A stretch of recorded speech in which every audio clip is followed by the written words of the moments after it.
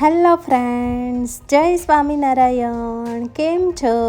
સ્વાગત છે તમારું મારા કિચનમાં. તો મિત્રો, આજે હું તમારી સાથે મેંદા વગરની અને હેલ્ધી, સ્વાદિષ્ટ અને એકદમ ક્રિસ્પી જેવી બહાર મળે છે તેવી જ નાન ખટાઈ ઘરે કેવી રીતે બનાવવી તેની રેસીપી શેર કરવા જઈ રહી છું. તો મારા વિડીયોને એન્ડ સુધી જરૂરથી જોજો. આ નાન ખટાઈની રેસીપી એટલી સરળ છે કે તમે તેને આસાનીથી અને સરળતાથી ઘરે બનાવી શકો છો. અને આ નાન ખટાઈ એકદમ હેલ્ધી અને સ્વાદિષ્ટ પણ બને છે. તો એકવાર આ રેસીપી જરૂરથી ટ્રાય કરજો. તો ચાલો આપણે નાન ખટાઈની રેસીપી જોઈએ. તો નાન ખટાઈ બનાવવા માટે મેં આવી રીતે એક બાઉલ લઈ લીધેલું છે અને તેની ઉપર આપણે આવી રીતે એક ચાળણી રાખી દઈશું. અને હવે આપણે તેમાં અડધો કપ જેટલો ઘઉંનો લોટ ઉમેરીશું. અને હવે આપણે એ જ કપથી અડધો કપ જેટલો ઝીણો એકદમ સોજી એટલે કે રવો લઈશું. અને હવે આપણે એ જ કપથી પાછો અડધો કપ જેટલો ચણાનો લોટ લઈશું. આપણે આ રેસીપીમાં મેઝરમેન્ટનું ખાસ ધ્યાન રાખીશું. આપણે જે વાટકીથી લોટ લઈએ તે બધી વાટકીથી એક સરખો જ લોટ લઈશું. અને હવે આપણે 1 ટેબલ સ્પૂન જેટલો તેમાં બેકિંગ પાવડર ઉમેરીશું. અને હવે આપણે જે કપથી લોટ લીધેલા હતા તે જ કપથી આપણે અડધો કપ જેટલો ખાંડ લઈ લઈશું. અને ખાંડને આપણે આવી રીતે મિક્સર ગ્રાઇન્ડરમાં રાખી દઈશું અને તેને આપણે દળીને પાવડર કરી લઈશું. તો તમે જોઈ શકો છો કે મેં ખાંડનો પાવડર કરી લીધેલો છે. તો હવે આપણે ફરી પાછું એ જ કપના માપથી અડધો કપ જેટલું ઘી લઈ લઈશું.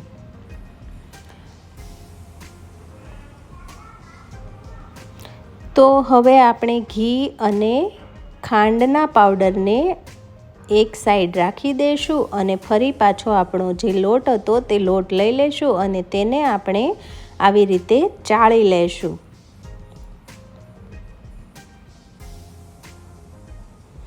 અને હવે આપણે તેમાં એક ચપટી જેટલું મીઠું ઉમેરીશું. અને તમે જે રીતે વિડીયોમાં જોઈ રહ્યા છો તેવી રીતે આપણે બધા લોટને આવી રીતે ચાળી લેશું, જેથી કરીને તેમાં કોઈ પણ ગાંઠ હોય તો તે ચડાઈને નીકળી જાય. અને તમે કોઈ પણ બેકરીની આઈટમ બનાવો તો તેમાં ખાસ એ યાદ રાખવાનું કે લોટ આપણે જે પણ લઈએ તે બધો આપણે ચાળીને જ યુઝ કરવાનો છે. કેમ કે ચાળીને નહીં લઈએ તો કોઈ ગાંઠ રહી ગઈ હશે તો તે બેક કરતી વખતે ફૂલશે. એટલે આપણે કોઈ પણ લોટને ચાળીને જ લેશું. તો હવે તમે જોઈ શકો છો કે લોટ આવી રીતે મેં ચાળી લીધેલો છે. તો હવે હું આ લોટને એક બીજા બાઉલમાં ટ્રાન્સફર કરી લઈશ.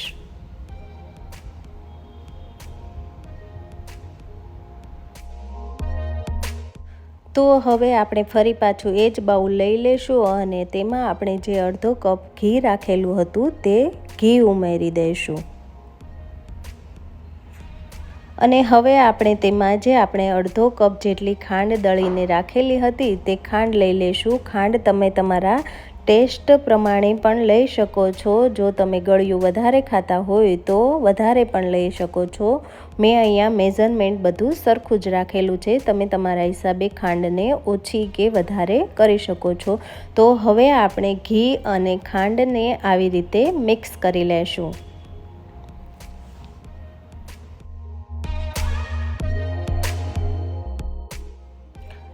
ઘી અને ખાંડના મિશ્રણને આપણે એક જ ડિરેક્શનમાં એટલે કે એક જ દિશામાં આવી રીતે ફેટવાનું છે. જેવી રીતે આપણે ઢોસાનું બેટરને કે ઢોકળાના બેટરને જેવી રીતે ફેટીએ છીએ એક જ દિશામાં, તેવી જ રીતે આપણે આ મિશ્રણને પણ એક જ ડિરેક્શનમાં અથવા તો એક જ દિશામાં આવી રીતે ફેટવાનું છે. આપણે આ મિશ્રણ એકદમ ફ્લફી અને એકદમ સ્મૂથ ના થઈ જાય ત્યાં સુધી આપણે આ મિશ્રણને આવી રીતે ફેટતા રહેવાનું છે.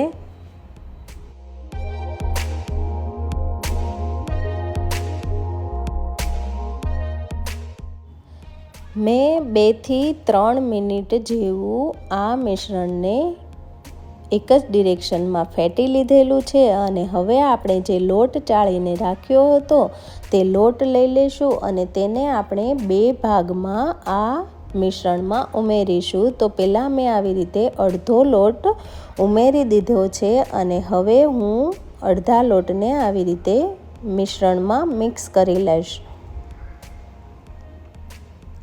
જો તમારી પાસે વિસ્કર હોય તો આ પ્રોસેસ આપણે વિસ્કરથી જ કરવાની છે, પણ જો તમારી પાસે વિસ્કર અવેલેબલ ન હોય તો તમે આ પ્રોસેસ ચમચો અથવા તો ચમચીની મદદથી પણ કરી શકો છો.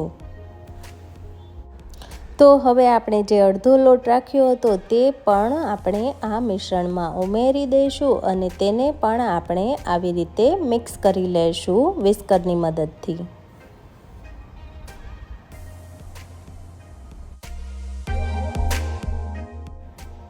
હવે આપણે વિસ્કર સાઈડમાં રાખી દઈશું અને હાથની મદદથી આવી રીતે સરસ એવો લોટ બાંધી દઈશું. જો આ સ્ટેજ પર તમને લાગે કે તમારો લોટ બંધાઈ નથી રહ્યો અને છૂટો છૂટો રહે છે તો તમે આ સમયે થોડું દૂધ પણ ઉમેરી શકો છો. પણ જો તમે આ પરફેક્ટ માપથી બનાવશો તો તમારે દૂધની જરૂર નહીં પડે. મારે અહીંયા દૂધની જરૂર નથી પડેલી, મારે ઘીથી જ આ લોટ આવી રીતે બંધાઈને રેડી થઈ ગયો છે, તમે જોઈ શકો છો. તો હવે મેં અહીંયા આવી રીતે એક બેકિંગ ટ્રે લઈ લીધેલી છે અને તેના ઉપર મેં બટર પેપર રાખી દીધેલું છે. તો હવે આપણે લોટમાંથી આવી રીતે એક નાનો એવો લુવો લઈ લઈશું અને તેને આપણે આવી રીતે ગોળ ગોળ હાથની મદદથી કરીને ગોળી વાળી લઈશું. આપણે રોટલીના ગોળા કરતાં થોડી નાની એવી ગોળી કરીશું અને તેને આપણે બટર પેપર પર આવી રીતે છૂટી છૂટી રાખી દઈશું, કેમ કે જ્યારે આ નાન ખટાઈ બેક થશે ત્યારે તે થોડી ફૂલશે, એટલે આપણે ગોળીની સાઈઝ પણ નાની રાખીશું અને બટર પેપરમાં પણ તેને આવી રીતે છૂટું છૂટું મૂકીશું.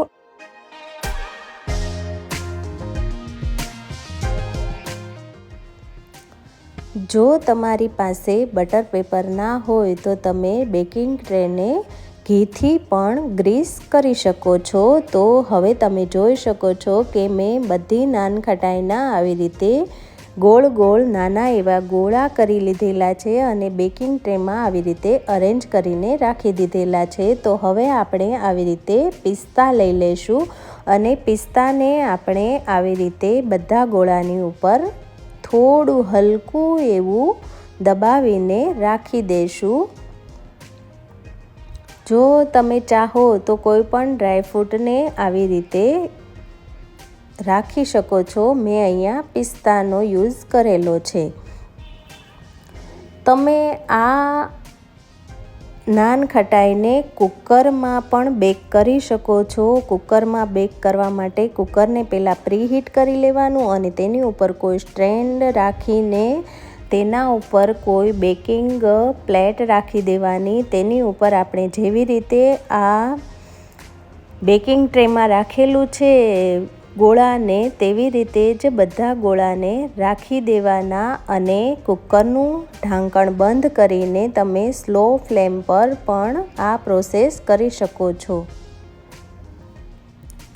તો હવે તમે જોઈ શકો છો કે મેં બધી નાન ખટાઈ ઉપર આવી રીતે પિસ્તા લગાવીને તેને ગાર્નિશ કરી લીધેલું છે.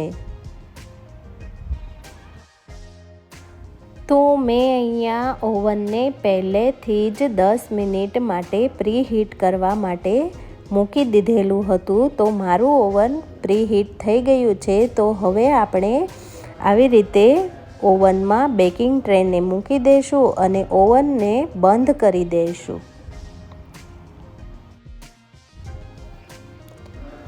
તો હવે આપણે ઓવન સ્ટાર્ટ કરીશું. મેં અહીંયા 200 ડિગ્રી ઉપર ઓવનને રાખેલું છે અને હું અહીંયા 22 મિનિટ સેટ કરી રહી છું. બધા ઓવનમાં ટાઈમ સરખો નથી હોતો. કોઈ ઓવનમાં બેક જલ્દી પણ થઈ જાય છે અને કોઈ ઓવનમાં થોડો વધારે ટાઈમ પણ લાગી શકે છે. મેં અહીંયા 22 મિનિટ રાખેલી છે. હવે આપણે જોઈશું કે તે કેટલી મિનિટમાં બેક થઈને રેડી થાય છે.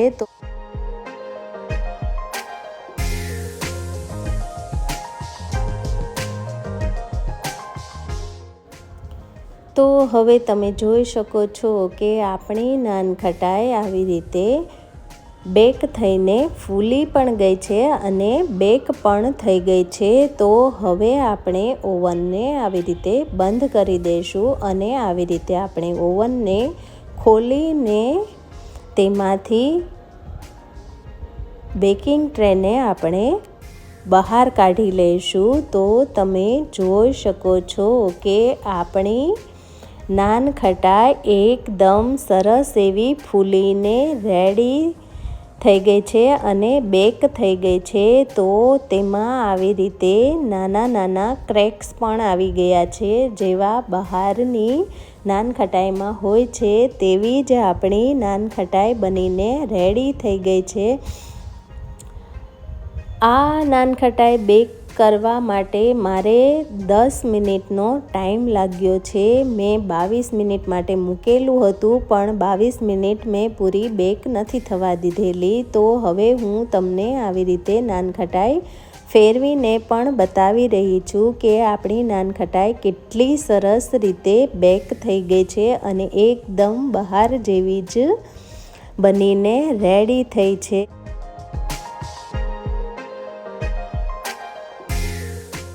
તો તમે જોઈ શકો છો કે જોતાં જ મોઢામાં પાણી આવી જાય તેવી આપણી નાનખટાઈ બનીને રેડી થઈ ગઈ છે. તો હવે હું તેને આવી રીતે 2 ભાગ કરીને પણ બતાવી રહી છું કે આપણી નાનખટાઈ કેટલી સરસ અને એકદમ ક્રિસ્પી બનીને રેડી થઈ ગઈ છે. તો તમે જોઈ શકો છો કે એકદમ સરસ અને એકદમ સ્વાદિષ્ટ અને હેલ્ધી એવી આપણી નાનખટાઈ બનીને બિલકુલ સર્વ કરવા માટે રેડી થઈ ગઈ છે. તો તમે જોઈ શકો છો કે એકદમ અંદરથી ક્રિસ્પી અને એકદમ જાળીદાર આપણી નાનખટાઈ બનીને રેડી થઈ છે. તો મિત્રો, આ હેલ્ધી અને સ્વાદિષ્ટ એવી નાનખટાઈ એકવાર જરૂરથી ટ્રાય કરજો. અને જો તમે આ પરફેક્ટ માપ જે બતાવ્યું છે મેં તે પરફેક્ટ માપથી જો તમે આ નાનખટાઈ બનાવશો તો તમારી નાનખટાઈ પણ મારી નાનખટાઈની જેમ એકદમ ટેસ્ટી, સ્વાદિષ્ટ અને એકદમ ક્રિસ્પી બનીને રેડી થશે. તો એકવાર આ રેસીપી જરૂરથી ટ્રાય કરજો. અને હા, જો હજુ સુધી તમે મારી ચેનલને સબસ્ક્રાઈબ નથી કરી તો મારી ચેનલને જરૂરથી સબસ્ક્રાઈબ કરજો. અને જો તમને મારા વિડીયોઝ ગમતા હોય તો મારા વિડીયોઝને લાઈક અને તમારા ફેમિલી અને ફ્રેન્ડ્સમાં મારા વિડીયોઝને શેર કરવાનું ભૂલતા નહીં. તો ફરી મળીએ નવી રેસીપી સાથે. ત્યાં સુધી આવજો. બાય. જય સ્વામિનારાયણ. તો ફરી મળીએ નવી રેસીપી સાથે.